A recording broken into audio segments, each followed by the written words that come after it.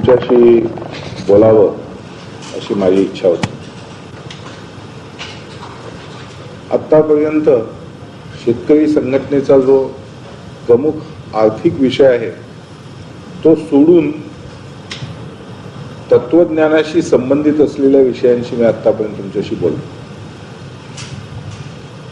शेतीमालाचा भाव ही काही एका शेतकरी वर्गाची फक्त स्वार्थाची मागणी नाही, त्याला ऐतिहासिक अर्थ आहे एवढंच नव्हे तर संबंध मनुष्य जातीच्या प्रगतीच्या इतिहासात त्याचं एक स्थान आहे.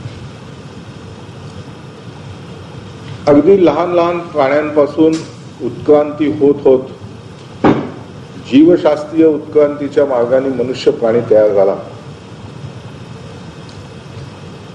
प्राण्यांची उत्पत्ती वेगवेगळ्या आकाराची झाली, वेगवेगळ्या अवयवांची झाली. त्याच्यामध्ये टिकून राहिले कोण तर स्वतःचं संरक्षण करण्याकरता, स्वतःचं पोषण करण्याकरता आणि प्रजोत्पादन करण्याकरता ज्यांच्याकडे सर्वात जास्त स्वातंत्र्याच्या कक्षा उपलब्ध झाल्या ते टिकून राहिले असा शब्द मी वापरला. त्या दिवशी गोपाळराव परांजपेंनी विचारलेल्या प्रश्नाचं उत्तर देताना फक्त स्वातंत्र्याची कक्षा असा मी शब्द वापरला, त्याचं स्पष्टीकरण फारसं केलं नाही. पण स्वातंत्र्याच्या कक्षा ज्यांच्या जास्त असतील ते प्राणी टिकून राहिले आणि शेवटी आज ज्या प्रकारचा मनुष्य प्राणी आपल्याला दिसतो आहे तो हळूहळू हळूहळू पृथ्वीवरती फिरू लागला. स्वातंत्र्याच्या कक्षा म्हणजे काय? सगळ्यात जास्त ताकद असलेलाच प्राणी हा संघर्षामध्ये टिकून राहतो असं नाही. पैलवान एखादा भला मोठा टग्या असला पण तो जर चपळतेने फिरू शकत नसेल तर त्याच्या मानाने अंगकाठीने किरकोळ असलेला पैलवान सुद्धा त्याच्यावरती सहज मात करून जातो डावपेचाने. प्रचंड ताकद आहे पण समजा त्या प्राण्याला काही डोळे हलवताच येत नाही, मग त्याच्यावरती हल्ला करून येणारा जर समोरून आला तर तो स्वतःचा बचाव करू शकतो. पण जरा इकडून आला जरा तिकडून आला शत्रू तर त्याला काही त्याची दाद लागत नाही आणि त्याच्यावरती हल्ला करता येतो. मागणं हल्ला केला तर त्याला काही समजत नाही. असा प्राणी मोठा सशक्त आणि दांडगा असला तरी त्याचा टिकाव लागण्याची शक्यता नाही. पण टिकाव धरून कोण वाहतो? जास्त ताकद असलेला नाही, कोणत्याही अवयवाची शक्ती जास्त असलेला नाही, तर कोणत्याही अवयवाचा वापर करताना जास्तीत जास्त फरक, जास्तीत जास्त बदल, जास्तीत जास्त विविधतेने जो आपला अवयव वापरू शकतो, आपली जी ताकद वापरू शकतो तो प्राणी टिकून राहतो. मनुष्य प्राणी हा इतर सगळ्या प्राण्यांच्या तुलनेने तसं पाहिलं तर अवयवांच्या बाबतीत मोठा दुर्भाग्य आहे. त्याला उडायला पंख नाहीत, चपळ गतीने चालावं म्हटलं तरी इतर अनेक प्राण्यांच्या तुलनेने तो फार मठ्ठपणे चालणार आहे. आणि तरी देखील त्याच्या शरीराची रचना अशी आहे की इतर प्राण्यांना जे सहज जमत नाही तो ते सहज जमवून घेतो.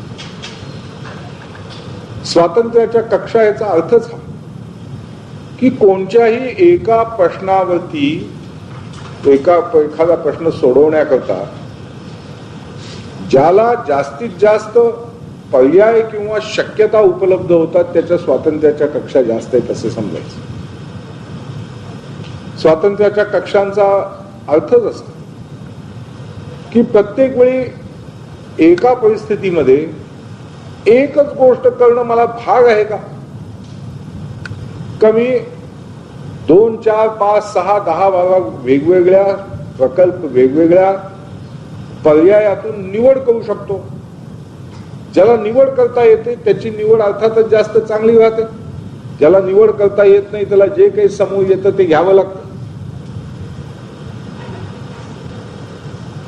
अनेक वेळा हा प्रश्न विचारला जातो की गरिबी दूर करायचीच कशा करता.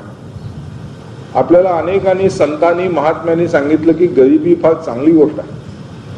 गरीब मनुष्य आध्यात्मिक दृष्ट्या जास्त श्रेष्ठ असतो.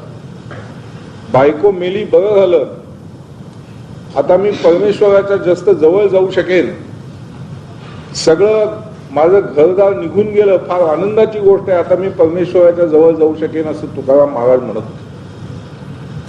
मग ही गरिबी टाळायचा प्रयत्न होतोच का. अमेरिकेमध्ये भली माणसं श्रीमंत झाली, पण म्हणजे ठीक आहे सुखी झाली असं नाही. उलट अमेरिकेमध्ये घटस्फोटांचं प्रमाण फार वाढतं आहे, खून मारामाऱ्यांचं प्रमाण वाढतं आहे, मनोरुग्णांचं प्रमाण वाढतं आहे, वेड लागणाऱ्या माणसांचं प्रमाण वाढतं आहे, आणि मनाला शांती मिळावी ह्या ध्यासानी वेडी वाकडी मादक द्रव्य सेवन करणाऱ्यांचंही प्रमाण अमेरिकेमध्ये वाढतं आहे. मग ही श्रीमंती मिळवून अमेरिकेने मिळवलं काय, त्याच्यापेक्षा आमची गरिबी ही काय वाईट आहे, असा प्रश्न आध्यात्मिक विचारतात. याला उत्तर असं की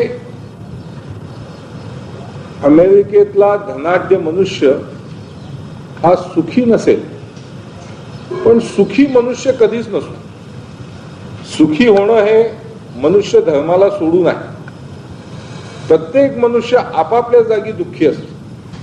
त्याची जी जी काही परिस्थिती असेल त्या त्या परिस्थितीमध्ये तो दुःख करत राहतो.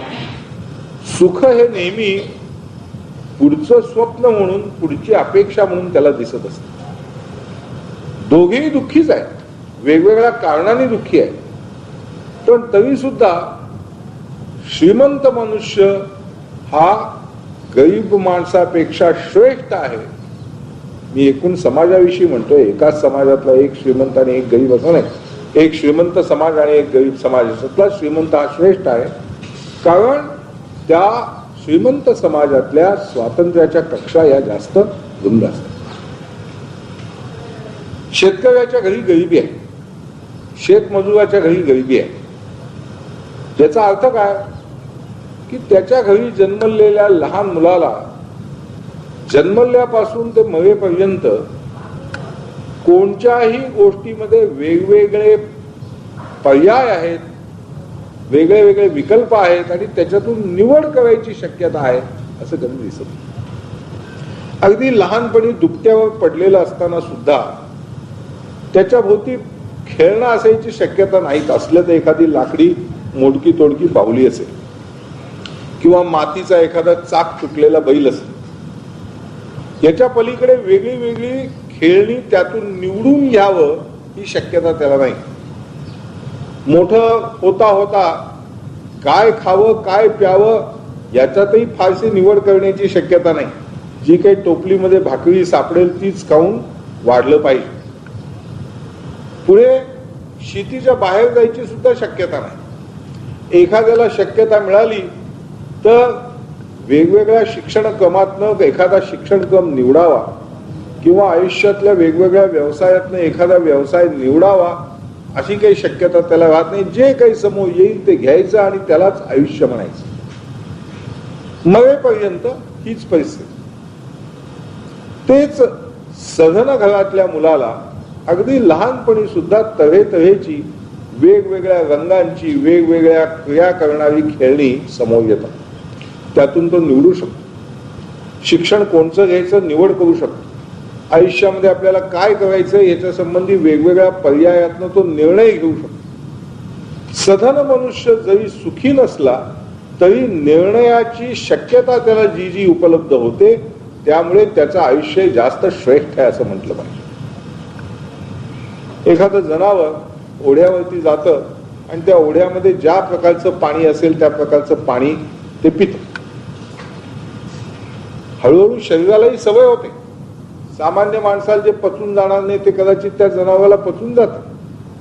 पण त्या ओढ्यावरती असणारं गढूळ मिढूळ जसं पाणी असेल ते पिणं आणि ओढ्याचं पाणी युक्तिप्रयुक्तीने नळानी घरामध्ये आणणं, स्वच्छ करणं आणि जेव्हा मनाला लागेल तेव्हा तोटी उघडून आवश्यक तर गरम, आवश्यक तर थंड, आवश्यक तर सुगंधी पाणी घेण्याची सुद्धा ज्याला शक्यता तयार होते तो माणूस हा त्या जनावरापेक्षा श्रेष्ठच म्हटला. या स्वातंत्र्याच्या कक्षा ज्याच्या रुंदावतात तो टिकून राहू शकतो. किंबहुना या सगळ्या उत्क्रांतीचा एक महत्वाचा अर्थ कोणता काढायचा असेल तो हा की अगदी उत्क्रांतीच्या पहिल्या बिंदूपासून ते आज तागायत या क्षणापर्यंत प्राण्यांचा प्रयास हा त्यांच्या स्वातंत्र्याच्या कक्षा रुंदावण्याचा आहे. सुखाचा शोध नाही, समाधानाचा शोध नाही, शांतीचा शोध नाही. माणसांनी सुख भिरकटावून दिली आहेत, रक्तपात केले आहे अशा करता की त्याच्या स्वातंत्र्याच्या कक्षा वाढाव्या. त्याच्याबरोबर दुसरी एक गोष्ट होते असं मी गोपाळरावांच्याच प्रश्नाला उत्तर देताना म्हटलं, ती म्हणजे जीवशास्त्राने एकत्र बांधलेला तो एक प्राणी, त्याच्यामधले वेगळे वेगळ्या पेशी, वेगळे वेगळी व्यवस्था सगळी ही जीवशास्त्राने बांधलेली तो एक प्राणी. पण त्या प्राण्यानी टिकून राहण्याकरता केवळ स्वतःच्या ताकदीवर अवलंबून राहून चालत नाही.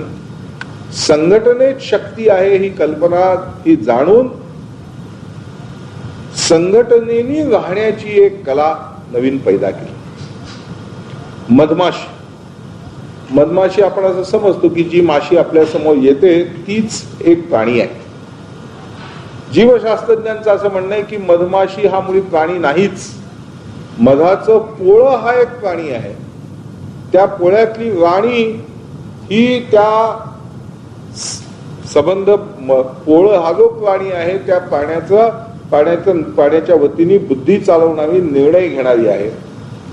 आणि मधमाशा हे त्या पोळ्याचे वेगळे वेगळे अवयव आहेत. आणि या अवयवांचं वैशिष्ट्य असं की ते अवयव मूळ शरीराला चिकटून राहिलेले नाहीत, मूळ शरीरापासून दूर फिरू शकणारे असे हे अवयव आहेत. हीच परिस्थिती मुंग्यांच्या वारुळाची सुद्धा आहे. मुंग्यांच्या वारुळामधल्या मुंग्या या आपल्या वारुळाच्या संरक्षणाकरता कशा तुटून पडतात आणि प्रसंगी जीव सुद्धा देतात हे जर आपण पाहिलं तर मधमाशांप्रमाणे मुंग्यांचं वारुळ ही सुद्धा एक संघटना आहे हे लक्षात. याच तऱ्हेची संघटना सुद्धा माणसांनी मोठ्या प्रमाणावर बांधायला सुरुवात केली. स्वातंत्र्याच्या कक्षा रुंदावणं आणि त्याच्याबरोबर माणसांचे संघ बनवणं, ते संघ जास्त जास्त व्यापक करणं, त्या संघांची ताकद वाढवणं हा सुद्धा संबंध इतिहासातला एक भाग आहे. पण संघटना वाढल्यानंतर, संघटना बनवल्यानंतर ताकद जास्त येते हे कळलं, मग एकदम सगळ्या जगाचीच संघटना बनवायला काय हरकत आहे? सगळ्या जगातल्या सगळ्या माणसांची एकत्रच एकदम संघटना आहे असं जाहीर करून टाकावून मोकळे झालो, आपली सगळ्यात ताकदवान संघटना झाली. संघटना अशी म्हणत नाही. जी संघटना बनायची त्या संघटनेला स्वतःच असं काही एक शरीर लागतं. आपल्याला जाणीव आहे, मनुष्य देहाला जाणीव आहे. त्या तऱ्हेची जाणीव जिथं तयार होते त्याला संघटना म्हणतात. मी अमुक अमुक, पण त्याच्याबरोबर माझी शेतकरी संघटना ही जशी अभिमानाची भावना आहे तशी अभिमानाची भावना जर तयार होऊ लागली तर त्याला संघटना म्हणायचं. आपला देह ही एक फार आदर्श संघटना आहे, कारण आपल्या देहापासून मी ही अभिमानाची आणि अहंकाराची भावना मला दूर करताच येत. मग अशी अहंकाराची भावना, स्वाभिमानाची भावना तयार होण्याकरता काय लागतं? कुठे कुठे अशा संघटना तयार झाल्या? सगळ्यात पहिली जी संघटना झाली ती आर्थिक कारणाकरता नाही तर जीवशास्त्रीय कारणाकरता. प्रजोत्पादन होण्याकरता काही एक संघटना लागते. स्त्री पुरुष एकत्र यावे लागतात. एवढंच नव्हे तर तयार झालेल्या मुलांची काळजी घेण्याची काहीतरी आवश्यकता आहे. माणसाची मुलं, माणूस बघा सगळ्यात उत्क्रांत प्राणी असो, माणसाची मुलं ही सगळ्या प्राण्यातल्या पिल्लांमध्ये सगळ्यात गळथट. आपण म्हैसा अत्यंत निर्बुद्ध प्राणी समजतो, पण म्हशीचं वेडकू सुद्धा जन्मल्या 4 पायावरती उभं राहतं आणि आईकडे जाऊन पिण्याची त्याला अक्कल असते.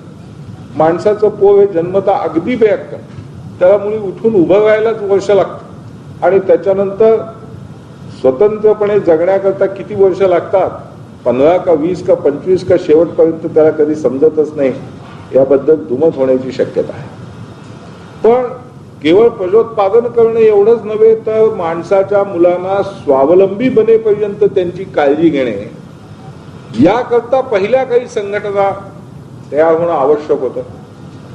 त्याच्यामधली पहिली संघटना जी तयार झाली ती होती टोळीची. आपल्या टोळीचा अभिमान, टोळ्या टोळ्यांची युद्ध, टोळीतली माणसं म्हणजे जणू आपल्याच सारखी आहेत, आपल्या जवळची आहेत आणि टोळी करता आवश्यक पडलं तर जीव द्यायला सुद्धा हरकत नाही, अशा तऱ्हेची संघटना टोळी तयार झाली. त्या टोळीतनं नंतर आज आपल्याला ज्या प्रकारचं कुटुंब दिसतं ते संयुक्त कुटुंब, त्या संयुक्त कुटुंबातनं केवळ नवरा बायको आणि त्यांची मुलं एकत्र राहणारं कुटुंब, अशी वेगवेगळ्या संघटनांची बांधणी ही प्रजोत्पादनाकरता झालेली आहे. कुटुंबाचा एक अभिमान असतो, संघटनेचा जसा अभिमान असतो तसं लहान मुलाला सुद्धा माझे बाबा, माझी आई याबद्दल अभिमान असतो. प्रत्येक प्राणी स्वार्थी तर असतोच, पण कुटुंबामधल्या व्यक्तींच्या बाबतीत स्वार्थ गुंडाळून ठेवायला माणसं तयार होतात. आपल्याला उपास काढायला लागला तरी चालेल, पण पोराला भाकरी मिळाली पाहिजे असं आई म्हणते. आणि बाहेर आपला अपमान झाला तरी चालेल, पण आपल्या कच्च्या बच्चांकरता आणि बायको करता कमावून आणलं पाहिजे अशा कल्पनेने पुरुष बाहेर काम करताना आपण पाहतो.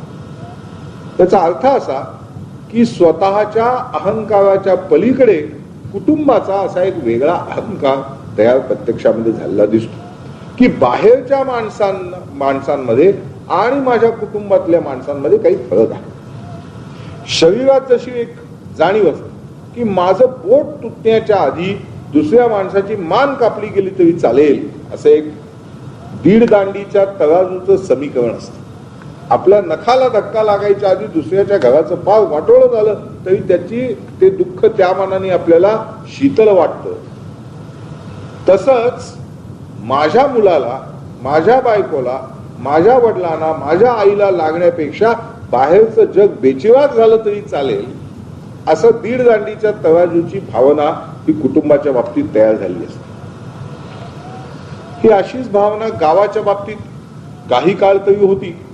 ती भावना आता कमी होत चालली असेल, पण एका गावाकरता एका संबंध कुटुंबाचा त्याग करायला लागला तरी चालेल असं संस्कृत मधलं सुभाषित आहे. किंवा जाती करता मरण घ्यावं लागलं तरी चालेल, पण जातीची मान खाली होऊन देऊ नये असा जातीचाही अभिमान तयार झालेला दिसेल. गावाचा अभिमान झाला, जातीचा झाला, धर्माचा झाला, भाषेचा अभिमान आहे आणि शेवटी राष्ट्रहित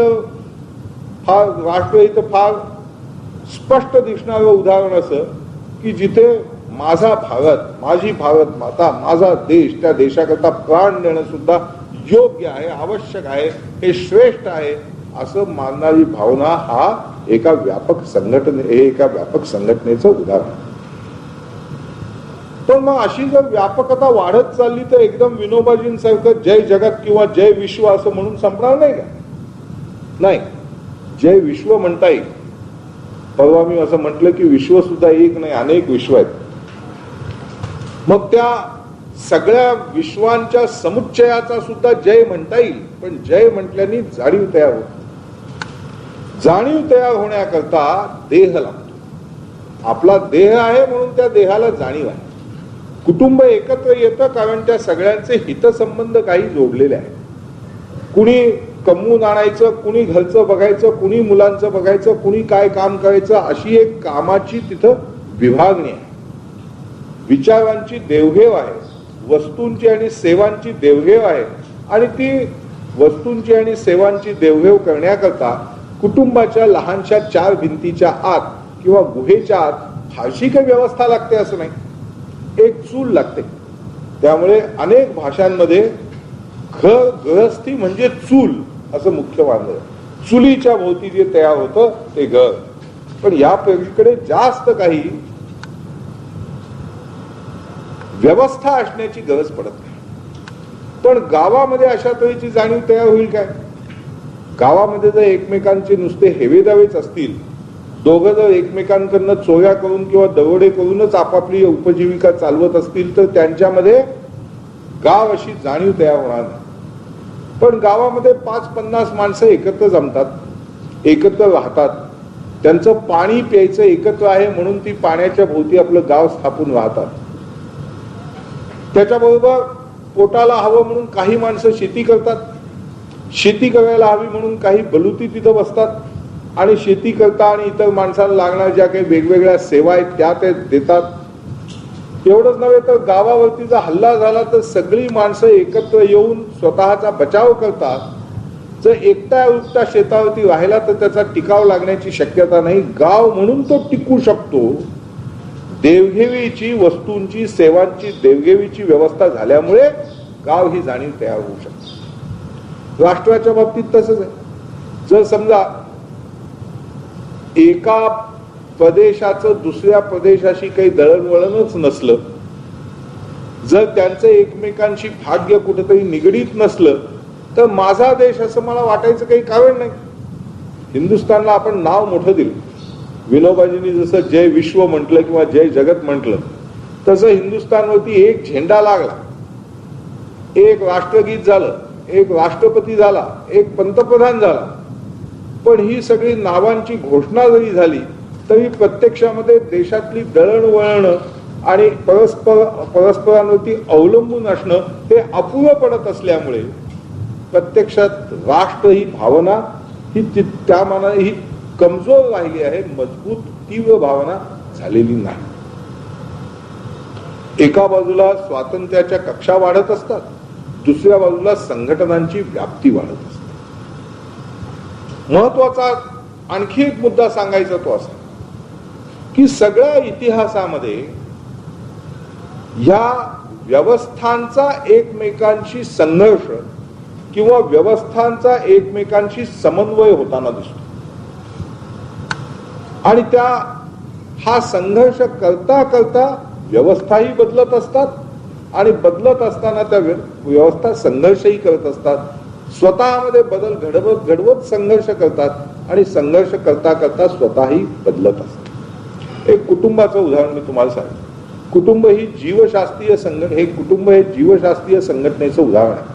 पण प्रजोत्पादनाकरता काही अमुकच प्रकारचं संघटन नसलं पाहिजे असं काही आवश्यक नाही. आपल्याला आई, बाप आणि त्यांची मुलं असं चौकोनी कुटुंब किंवा संयुक्त कुटुंबामध्ये आजोबा, आजी, मग सगळे काका आणि मग त्यांची मुलं एकत्र राहणं या प्रकारच्या कुटुंबाची इतकी सवय झाली आहे की ह्या पलीकडे वेगळी काही कुटुंब पद्धती असेल अशी आपल्याला कल्पना सुद्धा करता येत नाही. पण प्रत्यक्षामध्ये वेगवेगळ्या प्रदेशामध्ये ज्या काही कुटुंब व्यवस्था तयार झाल्या आहेत त्या पाहिल्या तर अनेक प्रकार तिथे दिसून येतात. पुरुष लढाई करतो, पुरुषांनी बाहेरची कामं सांभाळायची आणि स्त्रीनी घरची कामं सांभाळायची, हे आपल्याकडची कामाची व्यवस्था. पण इतिहासामधला बहुतेक काळ, गेली काही 1000-1500 वर्ष सोडली तर बहुतेक काळ टोळ्यांमध्ये स्त्रियांचं श्रेष्ठत्व राहिलेलं आहे. आजही अनेक कुटुंब व्यवस्था टोळीतल्या अशा आपल्याला माहिती आहेत की जिथे स्त्रिया ह्याच प्रमुख मानल्या जातात. मालमत्ता सुद्धा स्त्रीकडे जाते आणि पुरुष हा त्या मानाने कमी महत्वाचा निरुपयोगी प्राणी समजला जातो. ही कुटुंब बनतात कशी? आपल्याला लहानपणापासून असं सांगण्यात आलं की आई वडील हे आपले फार थोर आहेत, आई वडील हे फार श्रेष्ठ आहेत आणि आईची सेवा करणं, बापाची सेवा करणं, बापाशी आज्ञाधारकपणे राहणं हे प्रत्येक मुलाचं कर्तव्य आहे. पुंडलिक, श्रावण हे आपले आदर्श आहेत आणि त्यामुळे आपली अशी कल्पना झाली की आई बापांविषयी आदर बाळगणं किंवा मुलांविषयी प्रेम बाळगणं ही जणू काही नैसर्गिकच गोष्ट आहे की जगाच्या सुरुवातीपासून अशीच राहिली आहे आणि शेवटपर्यंत अशीच राहणार आहे. मला अशी आशा आहे की हे म्हटल्याने तुम्हाला कोणाला फारसा काही धक्का बसणार नाही.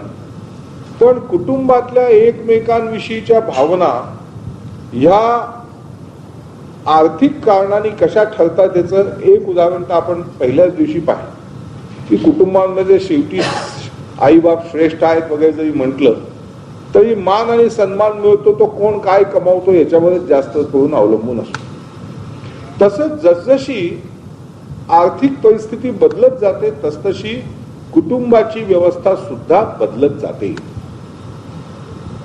बाप पुष्कळ मालमत्ता कमावलेला आहे, त्याची मोठी शेती आहे आणि त्या बापाकडनंच मुलाला जमीन मिळणार आहे, मालमत्ता मिळणार आहे, अशी जर परिस्थिती घरामध्ये असली तर सर्वसाधारणपणे बापाविषयी आज्ञाधारकपणाचं वातावरण जास्त दिसतं. मुलगा बापाच्या समोर बसत नाही, त्याचा आदर करतात, मान ठेवला जातो. पण तेच जर बापाकडे द्यायला काही नसेल मुलाकडे तर मग मुलगा तोच आज्ञाधारकपणा दाखवत राहील अशी काही खात्री सांगता येत नाही. याचं एक उदाहरण मी नेहमी सांगतो ते असं, आपल्या घरामधनं मुलगा एखाद्या वेळी रागवून बापावरती बाहेर निघून जाईल, पण मुलगी तिच्यावरती कितीही अन्याय झाला आणि तिला कितीही वाईट वागवलं तरी माहेरातनं आईबापांच्या घरनं सुद्धा निघून जाण्याची काही शक्यता नाही.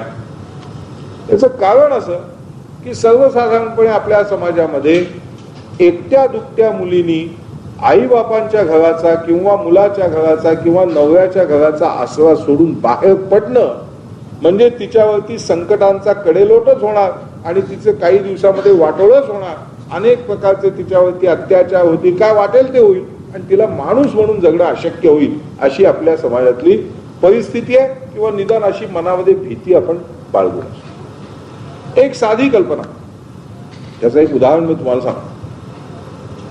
मी स्वित्झर्लंडमध्ये असताना माझी सेक्रेटरी वयाने अगदी लहान असलेली, तिने एक दिवस फक्त रजा घेतली आणि असं सांगितलं की तिचं तिच्या बापाचं काही जमत नाही तेव्हा तिने आता वेगळं राहायचं ठरवलंय. नोकरी मिळायला काही अडचण नाही, उलट नोकरी करायला आपल्याला माणसं पाहिजेत म्हणून नोकऱ्या देणारे शोधात आहेत.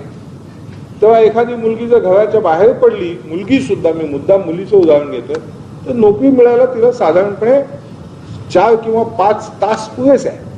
ताबडतोब कोणची एक नोकरी, कदाचित अगदी तिच्या सोयीची नोकरी मिळायला 1-2 वर्ष जातील, पण पायावर उभं राहणे इतकी नोकरी तिला 4 किंवा 5 तासात मिळू शकते. आणखी 1-2 तासामध्ये राहायला चांगल्यापैकी घर मिळू शकतं आणि कोणत्याही परिस्थितीत बाहेर काही धोका होईल, हल्ला होईल अशी काही शक्यता नाही.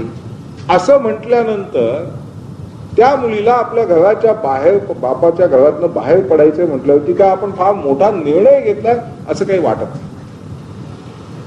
बापाची मोठी इस्टेट असती तर कदाचित ती एवढं सांभाळून राहिली असती, पण बाप इस्टेटही देत नाही आणि घराच्या बापाकडे द्यायला इस्टेटही नाही आणि घराच्या बाहेर पडलं तर काय मोठं जगायला फारसं कठीण आहे असंही नाही.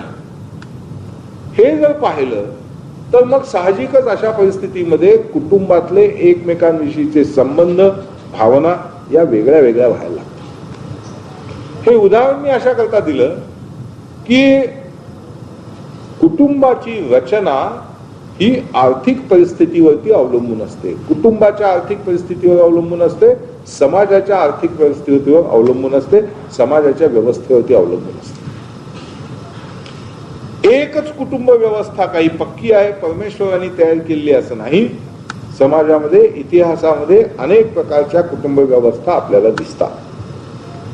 मग इथं महत्वाचा प्रश्न येतो तो हा की आजच्या व्यवस्थेमध्ये आपण स्त्रीला जे दुय्यम स्थान मिळालं आहे असं म्हणतो ते कशामुळे मिळालं,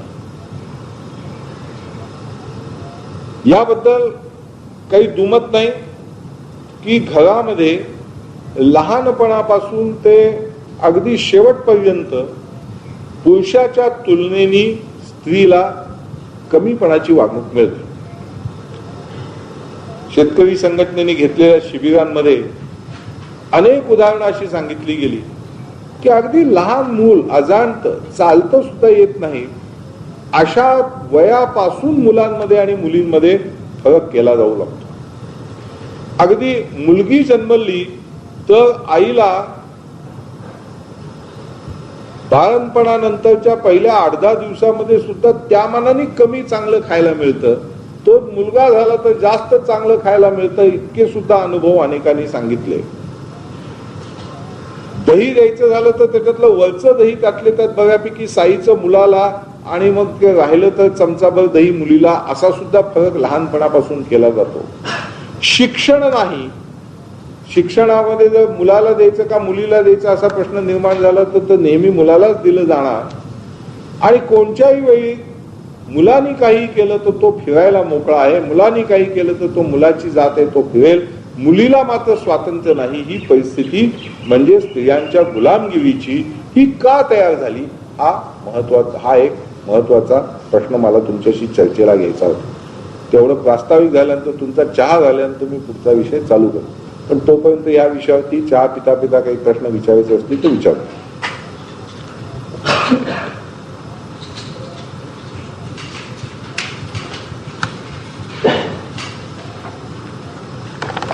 उत्तर देण्याचं काम तुम्ही करायचंय चर्चेमध्ये, किंवा त्यावेळेचं साहित्य बघून तुम्ही उत्तर काढायचं. एखाद्या रहस्य कथेमध्ये गुप्तहेर तिथं जातो, गुप्त पोलीस, चतुर गुप्त पोलीस, आणि काही विचित्र गोष्टी, त्याला विचित्र पुरावे समोर दिसतात आणि त्याच्यावरनं तो निष्कर्ष काढतो. असंच पोलिसी चातुर्य कथामध्ये आपण वाचतो. आपल्या डोळ्यासमोर घडणारी एक ही मोठी रहस्य कथा आहे. त्या असं का घडावं याचं उत्तर देणं कठीण आहे, पण प्रत्यक्ष घडलेलं डोळ्यासमोर दिसतं. जसं इतिहासामध्ये मोगलांच्या लागोपाठ हल्ल्याला स्थानिक हिंदू राजे तोंड का देऊ शकले नाहीत, तर संख्याबळ कमी पडलं. ही जशी न समजण्यासारखी गोष्ट आहे. ज्या अर्थी इतिहासात असं लिहिलं आहे त्या अर्थी ते चूक असलं पाहिजे असं आपण म्हणतो. तसंच स्त्रियांच्या प्रश्नाबद्दल काही समोर दिसणाऱ्या, डोळ्याला दिसणाऱ्या गोष्टी न पटणाऱ्या. पुरुष हे शरीराने, आकारमानाने स्त्रियांपेक्षा काही जास्त श्रेष्ठ आहेत ही कल्पना आता कोणीही मानत नाही. असले तरी दोघांमधला फरक हा अत्यंत किरकोळ आहे. आणि स्त्रिया अनेक बाबतीमध्ये जास्त पुरुषांपेक्षा वरचढ आहेत, श्रेष्ठ आहेत.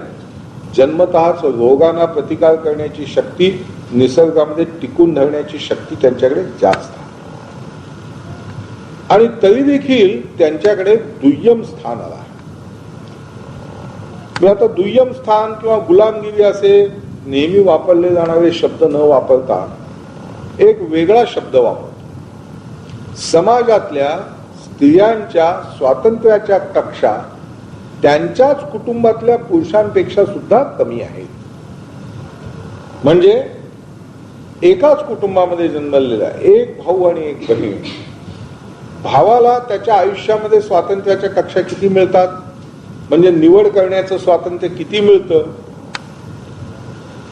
आणि त्याच्या बहिणीला निवड करण्याचं स्वातंत्र्य किती मिळतं हे जर पाहिलं तर भावाच्या तुलनेने सुद्धा स्वातंत्र्याच्या कक्षा बहिणीच्या कमी आहे. तर आपण आता गुलामगिरी, दुय्यम स्थान वगैरे अशा तऱ्हेचे गुणवत्तादर्शक शब्द न वापरता संख्यावाचक शब्द वापरूया. स्त्रियांच्या स्वातंत्र्याच्या कक्षा पुरुषांपेक्षा कमी आहेत आजच्या आपल्या समाजात. हे असं का व्हावं याचं उत्तर तुम्हाला शोधायचं आहे. दुसरं एक त्याला कोड रहस्यमय न समजण्यासारखं. जीवशास्त्र असं सांगतं की स्त्री आणि पुरुष यांच्या आकारमानामध्ये काही फरक आहे. सर्वसाधारणपणे पुरुषांची उंची ही स्त्रियांपेक्षा 7 ते 9 इंच जास्त असावी. पण प्रत्यक्ष समाजातली जर आपण त्याच्याबरोबर आणखी एक दुसरी गोष्ट सांगून ठेवतो की उंची ही जशी स्त्री पुरुष म्हणजे लिंगावरती ठरणारी आहे तशीच पोषणावरती ठरणारी आहे. म्हणजे श्रीमंत घरची मुलगी ही गरीब घरच्या मुलापेक्षा जास्त उंच असते.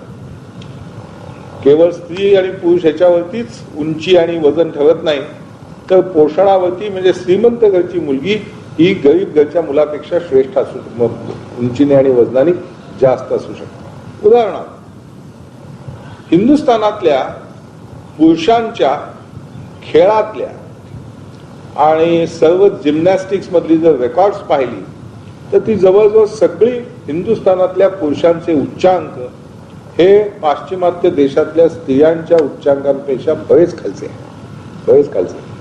तेव्हा पुरुष म्हणजे काही श्रेष्ठ असतात आणि स्त्रिया म्हणजे काही कमी असतात असं जर म्हणायचं झालं तर निदान हिंदुस्थानातले पुरुष सर्वसाधारणपणे हे पाश्चिमात्य स्त्रियांपेक्षा कनिष्ठ आहे असं शरीराच्या बाबतीतही म्हटलं. पण तरी सुद्धा स्त्रियांच्या स्वातंत्र्याच्या कक्षा या कमी रुंद असतात. एवढंच नव्हे तर प्रत्यक्ष समाजामध्ये उंची आणि वजन यांच्यामधला जो काही फरक असायला पाहिजे जीवशास्त्राप्रमाणे त्याच्यापेक्षा प्रत्यक्षातला फरक पुष्कळ जास्त आहे. त्यात आणखी एक गंमत आहे. ज्यांना आपण सुसंस्कृत समाज असं म्हणतो त्या सुसंस्कृत समाजामध्ये जितका सुसंस्कृत समाज तितकं स्त्री आणि पुरुष यांच्या उंची आणि आकारमानातला फरक वाढत जातो. आदिवासी टोळ्यांमध्ये आदिवासी स्त्री पुरुषांची जर तुलना केली तर त्यांच्यामधला फरक हा जवळजवळ जीवशास्त्राने सांगितलेल्या फरका इतपतच असतो.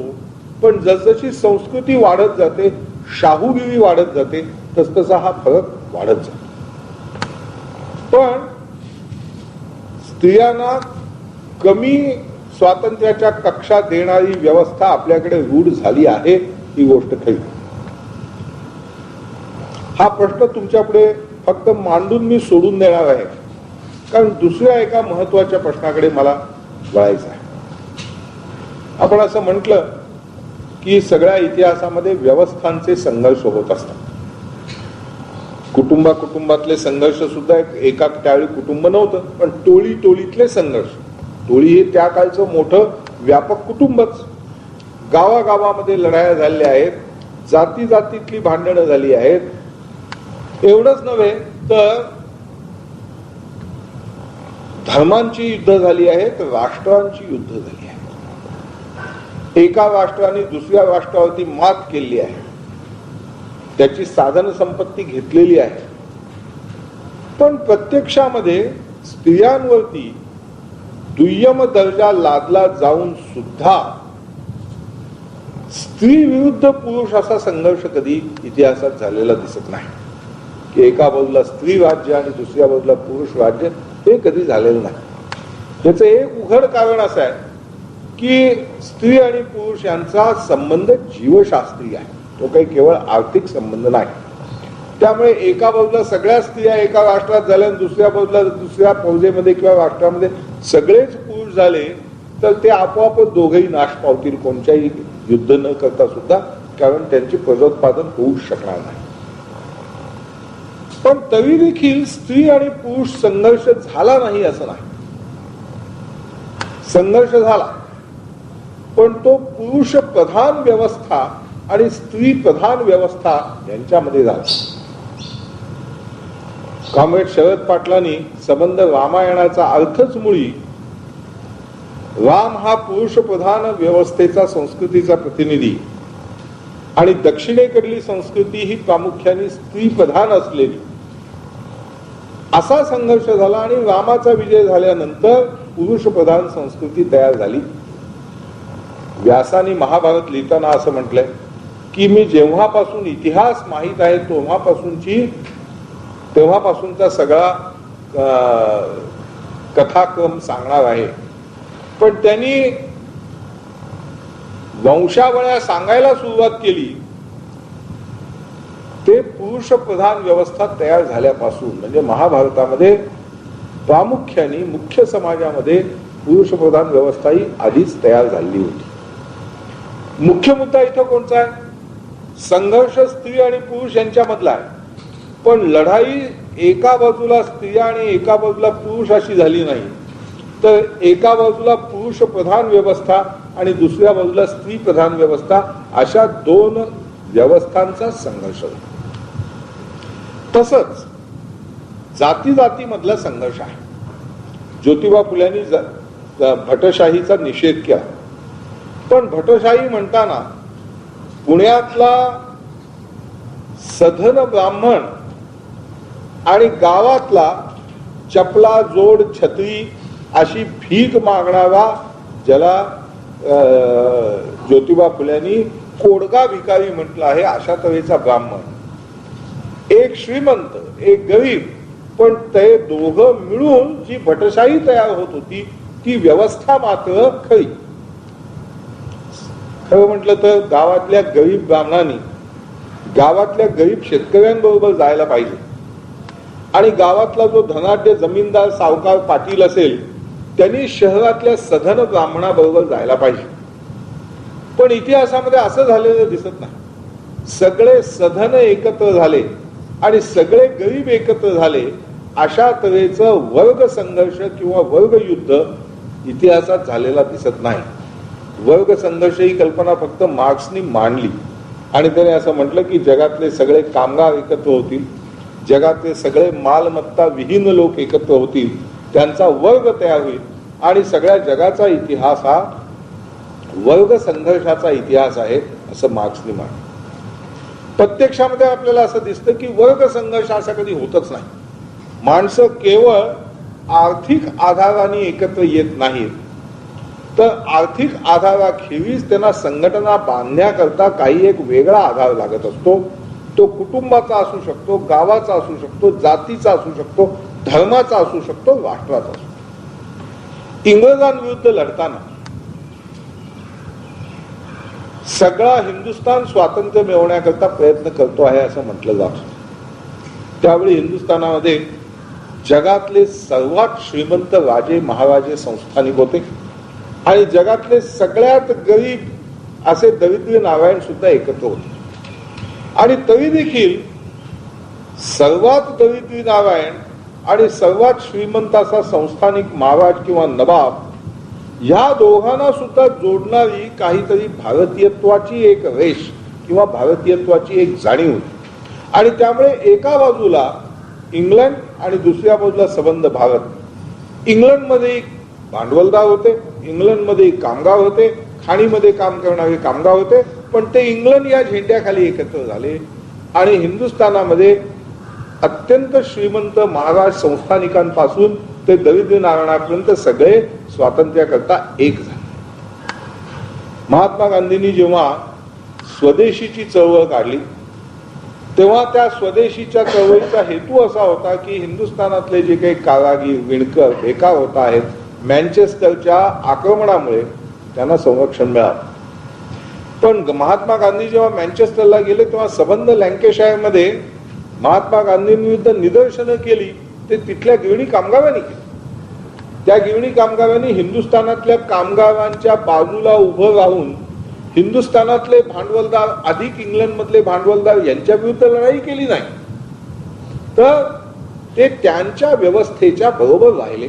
इंग्लंड ही व्यवस्था आणि भारत ही दुसरी व्यवस्था, संघर्ष जो झाला तो दोन व्यवस्थांचा. सर्व उत्क्रांती ही स्वातंत्र्याच्या कक्षा वाढवण्याकरता झाली. उत्क्रांतीची दिशा स्वातंत्र्याची कक्षा ही राहिली, पण त्या स्वातंत्र्याच्या कक्षा वाढवण्याकरता अवयवांच्या उत्क्रांती बरोबर साधनं वाढवणे आणि संघटना बांधणे, संघटना बांधण्याकरता जो काही जी काही व्यवस्था रचायला पाहिजे ती व्यवस्था रचणे, हा सगळ्या इतिहासाचा अर्थ आहे. व्यवस्था रचल्या गेल्या त्या आर्थिकदृष्ट्या समान घटकांच्या नाहीत, तर विषम पण परस्पर पूरक घटकांच्या रचल्या गेल्या. त्यांनी लढाई केली त्या दुसऱ्या व्यवस्थेशी, त्या व्यवस्थेच्या आत सुद्धा संघर्ष होतेच. म्हणजे या व्यवस्थांचा संघर्ष कसा होतो याचं मी तुम्हाला एक उदाहरण देतो. भटशाहीच्या काळातलं उदाहरण. एक ब्राह्मण कुटुंब आहे त्या ब्राह्मण कुटुंबामध्ये आपण असं धरूया की बाप आहे, आई आहे, 2 मुलं आहेत. दुसरं एक हरिजनाचं कुटुंब आहे, तिथेही बाप आहे, आई आहे, कुटुंब आणि 2 मुलं आहेत. सर्व ब्राह्मण कुटुंब मिळून हरिजन कुटुंबाचं शोषण करते खरं, पण ह्याचा अर्थ ब्राह्मण कुटुंबातला प्रत्येक जण शोषकच आहे आणि हरिजन कुटुंबातला प्रत्येक सदस्य शोषितच आहे असं नव्हे. तर ब्राह्मण कुटुंबाच्या आतमध्ये सुद्धा पुरुषाची भूमिका शोषकाची आहे, स्त्रीची भूमिका त्याच्या तुलनेने शोषिताची आहे आणि कदाचित ते 2 जण मिळूनही मुलांचं शोषण करतात. पण एकमेकांमध्ये शोषणाचे जरी संबंध असले तरी हरिजनाच्या कुटुंबाचं शोषण करण्याकरता सगळं कुटुंब हे एकत्र काम करतं. किंबहुना ब्राह्मण घरचं दुय्यमत्व स्त्री स्वीकारते अशा करता की ते दुय्यमत्व स्वीकारल्यामुळे का होईना पण इतर कुटुंबांच्या तुलनेने, अब्राह्मण कुटुंबांच्या तुलनेने तिला त्यातले त्यात वरचं स्थान मिळतं. म्हणून वरच्या व्यवस्थेतलं दुय्यम स्थान घ्यायला स्त्री सुद्धा तयार होते. या चर्चेचा शेतकरी संघटनेच्या बांधणीच्या दृष्टीने एक फार महत्वाचा अर्थ आहे.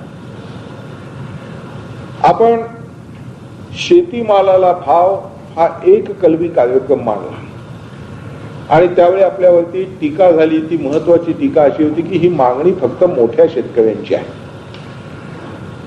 याच्यामध्ये शेतमजुराचा फायदा होणार नाही. जे बाजारपेठे करता पिकवतच नाहीत त्यांना काय फायदा होणार आहे. तेव्हा ही मागणी फक्त मोठ्या शेतकऱ्यांची आहे, कुलक शेतकऱ्यांची आहे, अशी टीका आपल्यावरती झाली. अर्थात आर्थिक दृष्ट्या सुद्धा ही गोष्ट खरी नाही, हा आक्षेप खरा नाही. शेतीला मिळालेला फायदा शेती व्यवस्थेशी जोडलेल्या प्रत्येक माणसापर्यंत जातोच. किंबहुना आता प्रत्यक्ष आपला अनुभव असा की शेतमालकाला जितका फायदा होतो त्याच्यापेक्षा सुद्धा शेतीमालाच्या भावाचा फायदा हा शेतमजुरांना जास्त. प्रत्यक्षात परिस्थिती उलटी आहे. पण याचा अर्थ शेतावरती काम करणाऱ्या वेगवेगळ्या लोकांमध्ये संघर्ष नाही तसं नाही. शेतमालक आणि शेतमजूर यांच्यामध्ये एक संघर्ष आहेच, भावाभावांमध्ये सुद्धा संघर्ष आहे. पण हा अंतर्गत संघर्ष आहे ह्याचा अर्थ शेती ही एकक आहे नाही असं नाही. शेती ही संघटना आहेच, शेती ही व्यवस्था आहेच, त्या व्यवस्थेच्या आतमध्ये संघर्ष आहे ही गोष्ट खरी. भारताच्या आतमध्ये संघर्ष आहे, पण भारताच्या आतमध्ये संघर्ष आहे याचा अर्थ खरा संघर्ष भारत आणि इंडिया यांच्यामध्ये आहे हे खोटं आहे असं नाही. इंडिया ही एक व्यवस्था, भारत ही एक व्यवस्था. भारताच्या व्यवस्थेच्या आत काही मोठे, काही छोटे, काही त्या मानाने बरे, काही त्या मानाने कमी. इंडिया ही एक दुसरी व्यवस्था, त्याच्या आतमध्ये काही छोटे, काही मोठे, त्यांच्यातही संघर्ष आहेत. पण शेवटी ऐतिहासिक दृष्ट्या महत्वाचा संघर्ष कोणता होत असेल तर तो ह्या 2 व्यवस्थांमध्ये, एका बाजूला इंडिया आणि एका बाजूला भारत.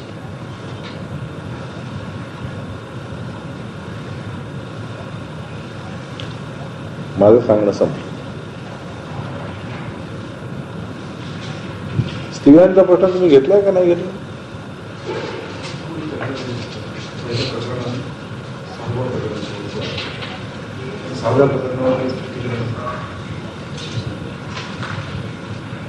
त्यांच्यापैकी सांगतील मग संध्या.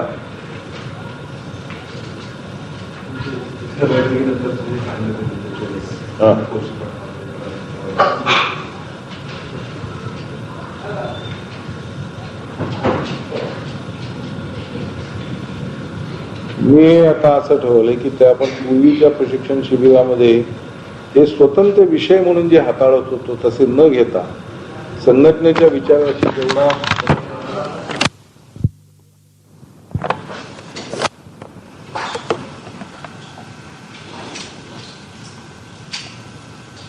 प्रशिक्षण शिबिराचा शेवटचा दिवस हा मूल्यमापनाचा दिवस असं बराच काळ चालत आलं. गेल्या काही शिबिरांच्या वेळी मग आता मी असं झालं की शेवटच्या दिवशी मी काही गैरहजर, शेवटच्या दिवशी मी गैरहजर आहे. या काळामध्ये शेवटच्या दिवसाचं मूल्यमापन कसं करायचं या संबंधीच्या पद्धती बऱ्याच बदलल्या आहेत. पूर्वी तरी या बैठकीला अध्यक्ष नेमला जात नसे, अध्यक्ष आहे काय प्रश्नांवरती नेमकं बोलावं याची यादी करून काही एका ठराविक आराखड्यामध्ये प्रत्येकाने बोलावं अशी अपेक्षा असेल, तो आराखडा सुद्धा ढिला करून ढिला करण्यात आला. त्यामुळे आजची बैठक म्हटलं तर मूल्यमापनाची झाली. वेगवेगळे प्रश्न जे मूल्यमापनामध्ये विचारले जातात त्या प्रश्नांची उत्तरं म्हणून सरळ कोणी दिली नसली तरी जे विद्यार्थी इथं बोलले त्यांच्या बोलण्याच्या वेगवेगळ्या वाक्यातनं समजणाऱ्याला मूल्यमापन करण्याकरता पुरेसं सामुग्री सरळ मिळाली.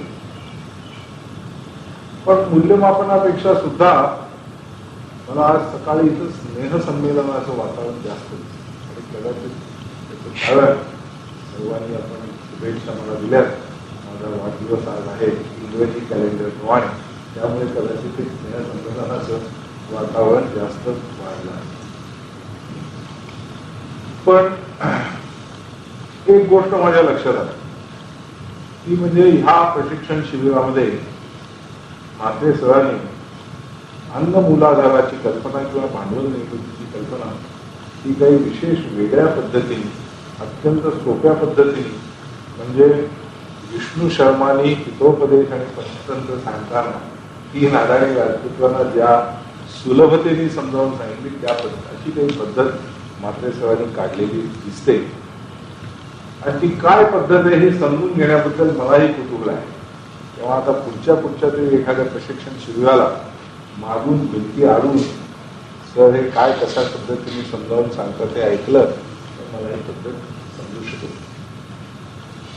अन्न मुलाधारी कल्पना तुम्हाला सरांनी इतक्या चांगल्या तऱ्हेने समजावून सांगितली म्हटल्यावरती मला असं वाटू लागलं आहे की मी दिल्लीला जाऊन बसतोय त्याच्याऐवजी मी जर इथे येऊन बसलो आणि सगळ्यांना दिल्लीला पाठवता आलं तर फार चांगलं होतं.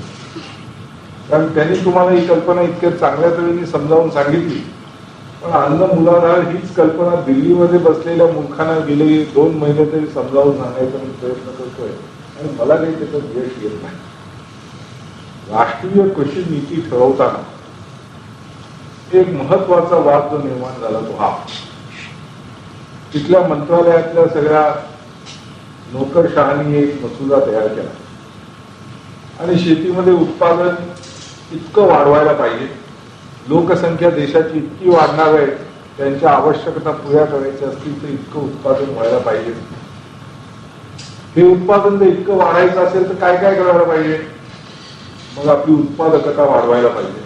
पंजाबमध्ये हरियाणामध्ये ज्या तऱ्हेने उत्पादकता वाढली त्या तऱ्हेने पूर्ण भारतामध्ये वाढवायची झाली तर ती कशा तऱ्हेने वाढवता येईल, त्याचं तंत्रज्ञान काय, खतं किती लागतील, औषधं किती लागतील, बियाणे किती लागतील, एवढंच नव्हे तर प्रशिक्षण आणि भेटीचा कार्यक्रम कसा काय सुधारायला लागेल, भांडवल गुंतवणूक काय करायला लागेल, यंत्रसामुग्री किती आणायला लागेल, अशा मांडणीलाच राष्ट्रीय कृषी नीती असं म्हटलं जातं. आम्ही पहिल्यांदा विचार मांडला तो असा की राष्ट्रीय कृषी नीती ही केवळ कृषी नीती कधी असू शकत नाही. शेतीविषयीचं धोरण हे फक्त शेतीविषयीचं धोरण असूच शकत नाही, तर देशातल्या प्रत्येक विषयातली प्रत्येक क्षेत्रातलं धोरण आमूलाग्र बदलून टाकणारं असं राष्ट्रीय शेती संबंधीचं धोरण असतं. शेती संबंधी तुमचं धोरण जे असेल त्याप्रमाणे तुमचं शिक्षणाबद्दलचं धोरण ठरतं. शेती संबंधी तुमचं जे काही धोरण असेल त्याप्रमाणे संरक्षणाबद्दलचं सुद्धा तुमचं धोरण ठरतं. कोणत्याही एका क्षेत्रातलं धोरण हे शेतीच्या बद्दल तुमचं धोरण काय आहे ते ठरतं. आजपर्यंत इंडिया आणि भारत असं द्वैत पाडणारं धोरण तुम्ही आखलं, शेतीला लुटून औद्योगिकरण करण्याचं धोरण आजपर्यंत आखलं, त्यामुळे एक विशिष्ट प्रकारची शिक्षणाची नीती आपली तयार झाली आहे, संरक्षणाची नीती तयार झाली. गावागावामध्ये कोणी अगदी आजारी पडलं तरी त्याला औषध द्यायला डॉक्टर काय दाई सुद्धा नाही. आणि दुसऱ्या बाजूला हजारोनी नाही लाखोनी रुपये भरून लोक वैद्यकीय शिक्षण घेण्याकरता जातात आणि ते शिक्षण झाल्यानंतर परदेशी निघून जातात. गरीब देशाच्या पैशाच्या आधाराने डॉक्टरी विद्या प्राप्त झालेली मंडळी ही श्रीमंत देशातल्या लोकांची सेवा करायला निघून जातात. ते आपल्या डोळ्यासमोर घडत आहे आणि तरी सुद्धा शिक्षणाची ही नीती पाळली जाते. याचं कारण शासनाचं धोरण हे इंडियावादी आहे. आम्ही निदान देशाच्या संरक्षणाविषयी बोलतो जास्त आणि हातही विषय निदान गंभीरपणे घेतला जावा अशी अपेक्षा. पण सैन्यातही एक इंडिया आहे आणि एक भारत आहे. अधिकारी सगळं इंडियाच आहे आणि मरायकरता तयार झाणारे जवान म्हणजे शेतकऱ्यांची मुलं ज्यांना दुसरीकडे जगायला काही आशा नाही स्थान नाही त्यांनी आपल्या सैन्यामध्ये शिपाई होत जायचे. जवानांना काय पैसे मिळतात काय पेन्शन मिळते हा प्रश्न सुद्धा विचारू नये. पण सैन्यावरचा सगळ्यात मोठा खर्च कोणता होत असेल तर तो अत्याधुनिक शस्त्रास्त्र रॉकेट्स आणि वेगवेगळ्या तऱ्हेच्या तोफा बंबोस सारख्या या खरेदी करणं याच्यावरती सगळ्यात जास्त खर्च. त्या तोफांनी या अस्त्रांनी आणि शस्त्रांनी देशाचं संरक्षण होतं नाही. आजपर्यंतचा अनुभव असा हिंदुस्थान निदान 4 मोठी युद्ध या काळात केली की असली आणलेली शस्त्र आणि अस्त्र ही पहिल्या 3-4 आठवड्यामध्ये संपून जातात आणि 3-4 आठवड्यामध्ये शस्त्र संपली की आपण अशी आशा करत बसतो की रशिया अमेरिकेसारखं कोणीतरी पुढे येईल आणि हिंदुस्थान पाकिस्तानला लढाईतनं थोडं दूर करून कसा तरी एक शस्त्रसंधी घडवून आणेल आणि युद्ध थांबेल. युद्ध थांबलं की आम्ही पुन्हा शस्त्र आणि अस्त्र गोळा करायला सुरुवात करू. गावोगाव शत्रूचा हल्ला झाला तर त्याला तोंड देण्याची तयारी ही आमची नाही, कारण आमची संरक्षण नीती ही सुद्धा इंडियावादी आहे, भारतवादी आहे. जर शेतीविषयीचं धोरण ठरवायचं असेल तर सर्व क्षेत्रामध्ये अन्न हे मूलाधार आहे ही मान्यता जर दिल्लीला मी आणू शकलो असतो तर नीतीचा मसुदा तयार करणं ही कल्पना काही फारशी कठीण झाली नसती. म्हणून मी असं म्हटलं की म्हात्रे सरांना दिल्लीला पाठवता आलं असतं तर जास्त चांगलं. आपण सर्वांनी माझ्या वाढदिवसानिमित्त शुभेच्छा दिल्या त्याबद्दल सर्वांचे मी आभार मानतो. आज आणखी एक मोठा वाढदिवस आहे आणि तो म्हणजे बळीराजाचा वाढदिवस आहे. आजचा सण ओणमचा सण आहे आणि बळीराजाचा वध झाल्यानंतर त्याला 1 दिवस पुन्हा जिवंत होण्याची पुनरुज्जीवन मिळेल असा त्याला वर देण्यात आला होता आणि आजच्या ओणमच्या दिवशी बळीराजा पुन्हा 1 दिवस जिवंत होतो आणि त्याचा आनंद व्यक्त करण्याकरता बळीराजाचं स्थान केरळातलं तिथे ओणम हा सण साजरा केला जातो. माझ्या वयाला आज 55 वर्ष पूर्वी झाली. जिथे आपण अंगारमळ्यामध्ये बसलो आहोत तिथे 13-14 वर्षापूर्वी हा शेतीचा प्रयोग मी चालू केला आणि त्या प्रयोगातून अशी काही संघटना तयार होईल असं काही आंदोलन उभं राहील अशी अपेक्षाही नव्हती.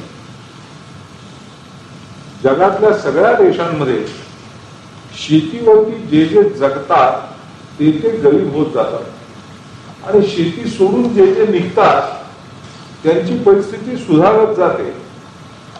हे काय गौरबंगाल आहे, हा काय चमत्कार आहे हे समजण्याकरता आंबेडकरांचा प्रयोग चालू आहे. त्याचा सगळा इतिहास मी काही तुमच्यासमोर इथं मांडणार नाही. तो इतिहास गेल्या 10 दिवसांमध्ये तुम्ही पाहिला. पण मागे पाहिल्यानंतर मला असं वाटतं की गेल्या 13-14 वर्षामध्ये मी फार भाग्यशाली राहिलो. व्यक्तिगत पातळीवरती खाजगी आयुष्यामध्ये किंवा संघटनेच्या आंदोलनामध्ये अनेक दुःखदायक गोष्टी घडल्या आहेत.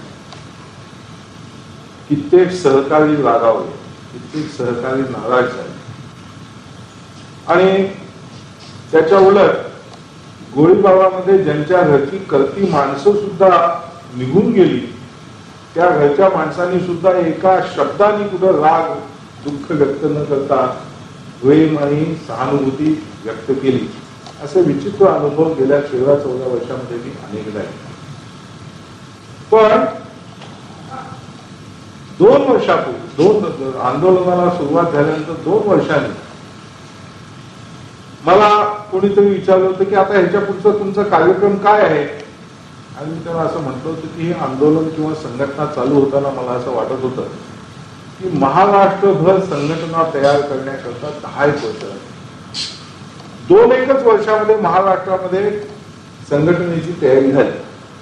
गावोगाव संघटना गेली नसेल, सगळ्या तालुक्यात गेली नसेल, पण महाराष्ट्रभर विचार गेला. मला जे काही आयुष्यात मिळवायचं होतं ते मिळून गेलं. आता ह्याच्या पुढे जे काही मिळायचं आहे ते केवळ बोनस म्हणून मिळणार आहे. जे काही माझा जो खर्च झाला होता तो केवळ 2 वर्षातच भरून निघाला. त्याही पलीकडे जाऊन मला एका गोष्टीची फार धन्यता वाटते. 1980 साली शेतकरी आंदोलनाचं वातावरण तयार झालं होतं. ही गोष्ट खरी. मी असं म्हणतो की उत्पादन वाढवल्याने सुद्धा तोटाच वाढतो अशी परिस्थिती 77-78 साली सुरू तयार झाली. राजकीय पक्षांवरती अजिबात विश्वास नाही अशी परिस्थिती 77-78 साली तयार झाली. शेतकरी उठावा अशी परिस्थिती राजकीय आणि आर्थिक तयार झाली. पण ह्याचं नेतृत्व कोणाकडे जाईल? शेतकऱ्यांच्या आंदोलनाचं नेतृत्व करण्याकरता जो कोणी पुढे येईल त्याच्याकडे कोणते गुण पाहिजे अशा गुणांची जर आपण त्यावेळी यादी केली असती. शेतकरी पाहिजे, शेतकऱ्याचा मुलगा पाहिजे, शेतीचा अनुभव पाहिजे, चांगलं मराठी बोलणारा पाहिजे, अमुक जातीचा पाहिजे. जर का अशी यादी केली असती तर या यादीमध्ये जे जे काही गुण तुम्ही घातले असते त्याच्यातला एकही गुण नसलेला मी माझ्या डोक्यावरती जबाबदारी आली आणि शेतकऱ्यांनी मला अफाट प्रेम दिलं. याबद्दल पहिली धन्यता. आणि त्याहूनही दुसरी जास्त मोठी धन्य अशी भावना जर कधी मला येत असेल तर हा विचार करताना की शेतकऱ्यांचं तर आंदोलन उभं राहिलं, संघटना उभी राहिली, पण त्याबरोबर महाराष्ट्रातल्या स्त्रियांमध्ये, ग्रामीण भागातल्या स्त्रियांमध्ये जी काही जागृती संघटनेच्या निमित्ताने घडून आली आणि त्याला माझा जो काही थोडाफार हातभार लागला त्याबद्दल मला खरोखर धन्यता वाटते. यातून हाती काय आलं? शेतीमालाचा भाव आला नाही. मला असं वाटतं की शेतीमालाचा भाव हे काही घरी यायचा मिठाईचा डबा नाही. या क्षणाला शेतीमालाचा भाव आला आणि त्याच्यानंतर आता आपल्याकडे तो भाव कायमचा राहिला अशी परिस्थिती कधीही येणार नाही. डोळ्यात तेल घालून सतत जागरूक राहणं ही स्वातंत्र्याची किंमत आहे. Eternal vigilance is the price of freedom. जर तुम्ही असं म्हणालात की आता मी स्वतंत्र झालो, आता मी थोडा झोपून जातो, की दुसऱ्या क्षणाला तुमच्या हातातलं स्वातंत्र्य निघून जाईल. शेतीमालाचा भाव ही काही स्वतः साध्य करायची गोष्ट नाही. शेतीमालाचा भाव हा शेतकरी स्वतंत्र असल्याचा फक्त झेंडा आहे. तो झेंडा तुम्हाला सांभाळायचा असेल तर आज शेतीमालाचा भाव मिळाला म्हणून जर तुम्ही झोपी गेलात तर तो भाव दुसऱ्या क्षणाला गेल्याखेरीज राहणार नाही. त्याकरता सतत जागरूकता ठेवणं ही आवश्यक. मला असं वाटतं की त्या पलीकडे शेतीमालाला भाव मिळाला नाही मिळाला, किती पैसे शेतकऱ्यांच्या खिशात आले याचा हिशोब एकदा कधीतरी एखाद्या प्रशिक्षण शिबिरात सरांनी करावा. सरांचा विषयच गणिताचा आहे. पण कर्जमुक्तीच्या निमित्ताने सुद्धा सगळ्या देशातल्या शेतकऱ्यांकरता आपण कितीही म्हटलं की कर्जमुक्ती अपुरी आहे, याला फायदा मिळायला पाहिजे त्याला मिळाला नाही, तरी जवळजवळ 4,000 कोटी रुपयाची कर्जमुक्ती जाहीर करण्यात आली ही सत्यस्थिती आहे. आणि एवढी मोठी एखादी मागणी मान्य झाल्याचं मला असं वाटतं कदाचित जगाच्या इतिहासामध्ये हे पहिलं उदाहरण आहे. पण 4,000 कोटी, 5,000 कोटी, 10,000 कोटी काय मिळालंय याचा मी हिशोब मांडत नाही. एक संघटना तयार झाली आणि त्या संघटनेमध्ये शेतकऱ्यांना एका विशिष्ट दुखण्याची जाणीव झाली. आपली दुःख कशातून निघतात या संबंधी काही अंदाज आला. एवढंच नव्हे तर सर्व जाती धर्म अशा हीन कल्पना क्षुद्र कल्पना बाजूला टाकून शेतकऱ्यांची मुलं एकत्र येऊ लागली ही माझ्या दृष्टीने फार मोठीच गोष्ट. या प्रशिक्षण शिबिरामध्ये सुद्धा काय शिकलात, काय समजलं, काय नाही याच्यापेक्षा वेगवेगळ्या तालुक्यातली माणसं केवळ शेतकऱ्यांच्या कामाकरता एकत्र येतात, एकत्र बसतात, ही गोष्टच मुळामध्ये फार मोठी आहे. यापूर्वी कधीही घडली नाही. शेतकरी संघटनेने केवळ ती घडवून आणलेली अशी गोष्ट. एकदा का प्रश्न समजला की त्याचं उत्तर मिळणं हे फारसं कठीण. प्रश्न समजला, प्रश्नच समजला नाही, मग त्याचं उत्तर काय द्यायचं? मग काहीतरी गिचमीर लिहिलं जातं. हिंदुस्थानला स्वातंत्र्य पाहिजे ही कल्पना केव्हा मान्य झाली? 1930 साली. आणि त्यानंतर केवळ 17 वर्षामध्ये देशाला स्वातंत्र्य मिळून गेलं. 1930 पर्यंत आपण साम्राज्यातच राहून बादशहाच्या अंमलाखाली डोमिनियन स्टेटस मिळवावं अशी कल्पना होती. संपूर्ण स्वातंत्र्याची कल्पना 30 साली मान्य झाली आणि त्यानंतर 17 वर्षात स्वातंत्र्य मिळालं.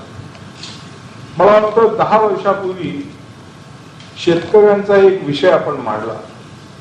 ज्यावेळी त्या विषयाला काही मान्यता नव्हती अशावेळी तो मांडला आणि आज 10 वर्षांमध्ये त्या विषयाला आणि त्या संबंध विचारसरणीला देशभर मान्यता मिळाली.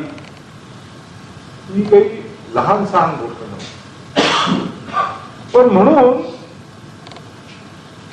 10 वर्षामध्ये यशस्वी झालेला कार्यक्रम, त्याविषयी इतकी काही श्रद्धा तयार झालेली की मग यापुढे सुद्धा तोच कार्यक्रम एखाद्या रूढीप्रमाणे आपण पाळत जायचा आहे असं जर म्हटलं तर इथं शेतकरी संघटनेला सगळ्यात मोठा धोका दिसतो.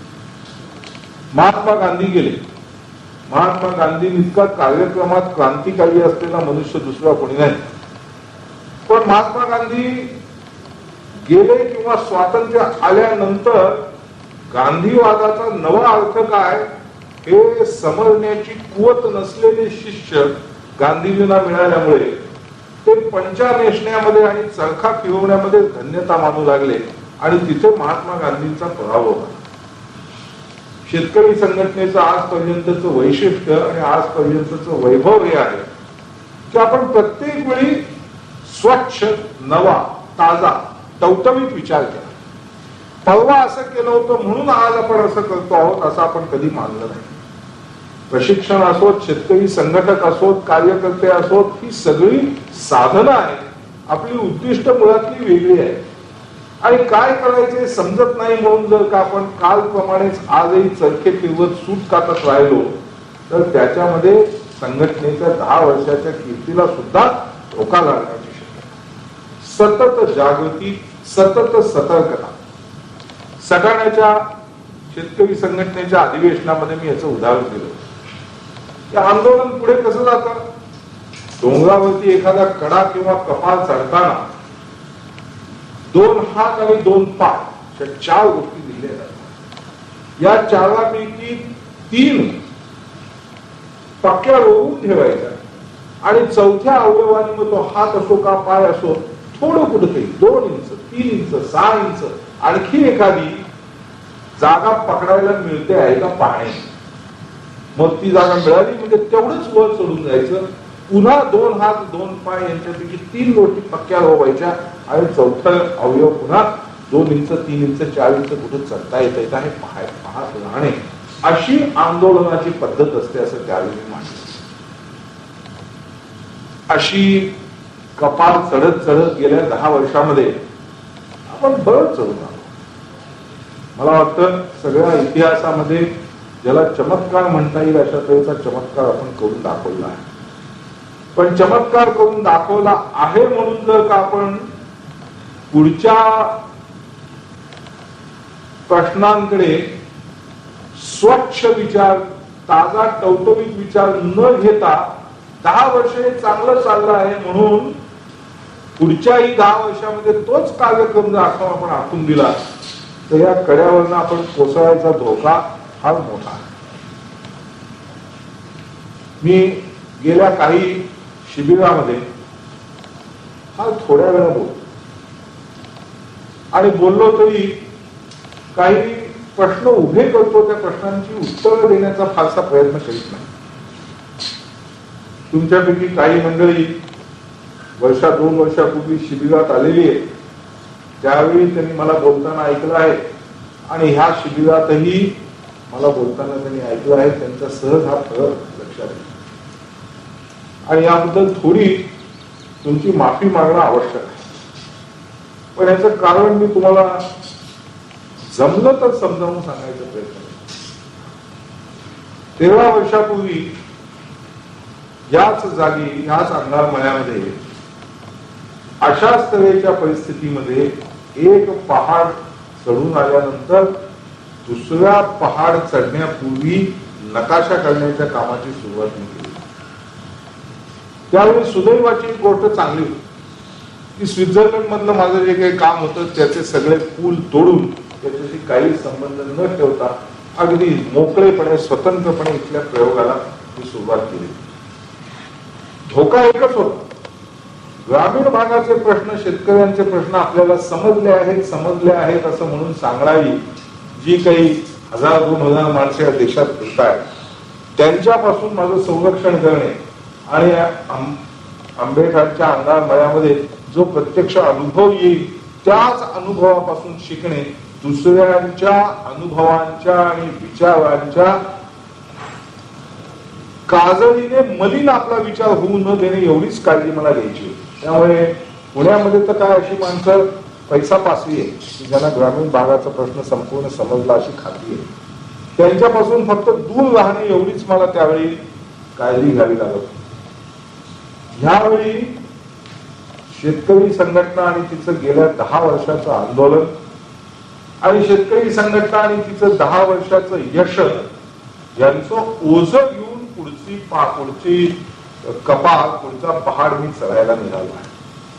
शेतकरी संघटना ही संपूर्ण सोडून देणं तर शक्य नाही, पण एका बाजूला संघटनेची फौज वेगवेगळ्या संकटांमध्ये, जातीयवाद्यांच्या हल्ल्यामध्ये शक्य तितकी सांभाळूनही ठेवायची आहे.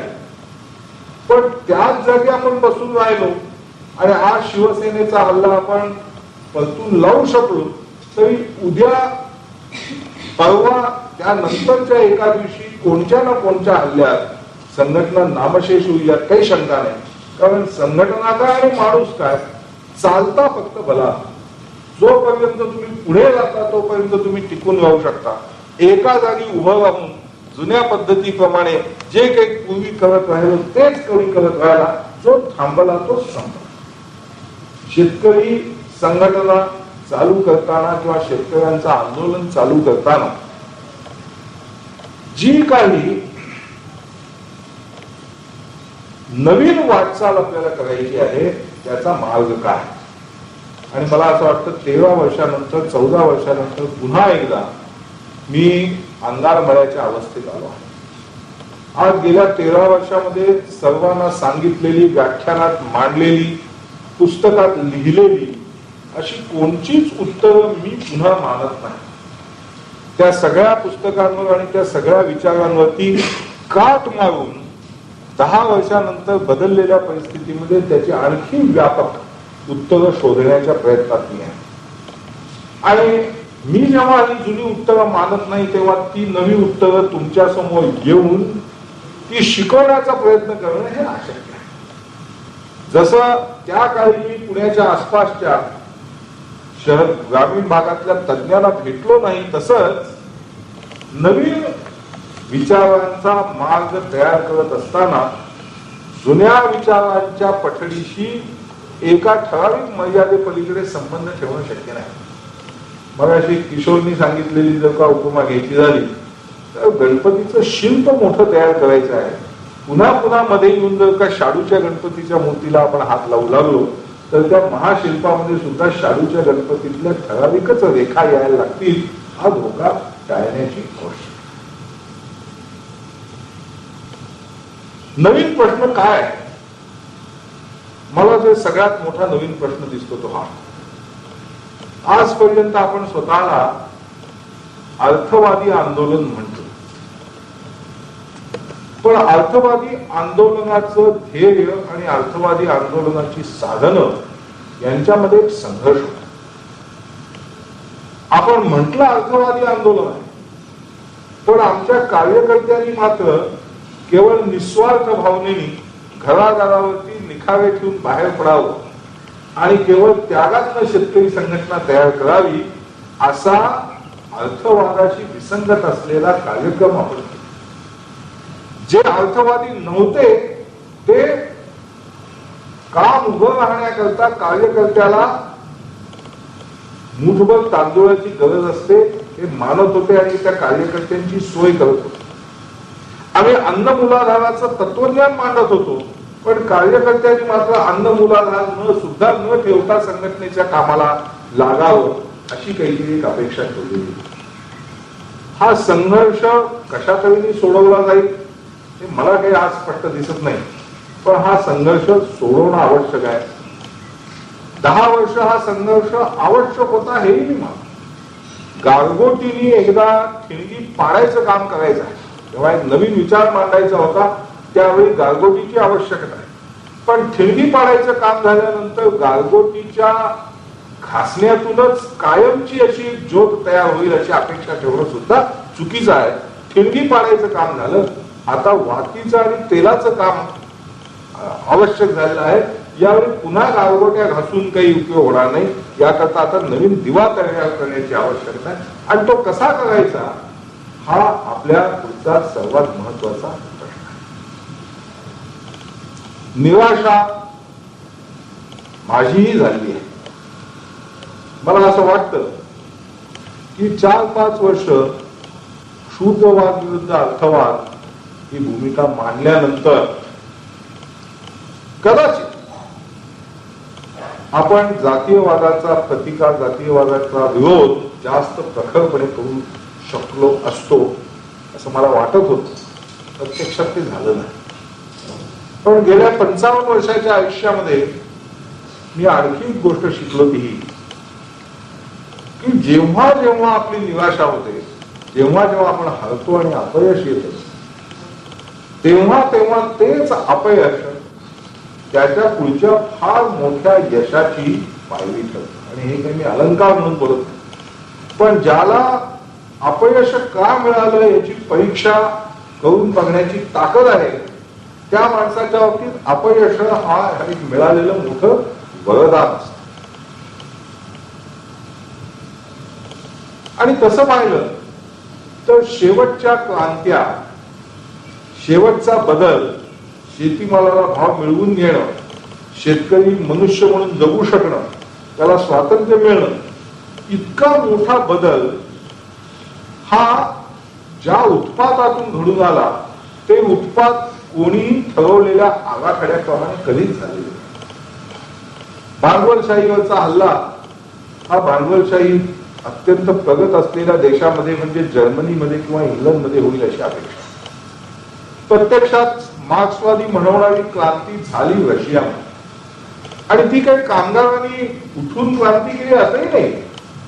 तर पहिल्या महायुद्धामध्ये रशियाला माघार घ्यावी लागली. रशियन सैन्याची परिस्थिती इतकी वाईट की त्यांचे पगार सुद्धा सैनिकांचे दिले गेलेले नव्हते.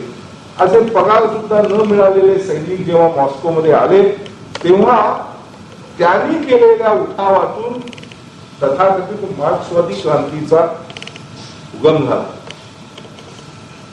सन्यात सेन नंतर चीनमध्ये अनेक वर्ष कम्युनिस्ट पक्षानेही क्रांती घडवून आणण्याचा प्रयत्न केला, पण जेव्हा जपानने चीनवरती हल्ला केला त्यावेळी कम्युनिस्ट चळवळ सगळी थांबून राष्ट्रीय मध्यप्रवाहाबरोबर जपान्यांच्या विरुद्ध युद्ध करण्याची भूमिका माओ त्से-तुंगनी घेतली आणि त्या दुसऱ्या महायुद्धातून म्हणजे जपान विरुद्ध केलेल्या युद्धातून चिनी क्रांतीचा पाया घातला गेला.